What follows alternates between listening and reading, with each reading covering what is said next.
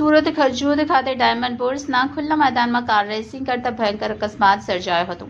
ફૂલ સ્પીડમાં car divider કુદાવીને ઊંધી વળી જતા ધોરણ 12માં અભ્યાસ કરતી વિદ્યાર્થીનીનું મોત થયું હતું, જ્યારે કારમાં બેઠેલા 3 ઘવાયા હતા. ઘટના બાદ કાર ચાલક યુવકની પોલીસે ધરપકડ કરી હતી અને તેણે નશો કર્યો હતો કે નહીં તેની ચકાસણી કરવા સિવિલમાં સેમ્પલ લવાયા છે.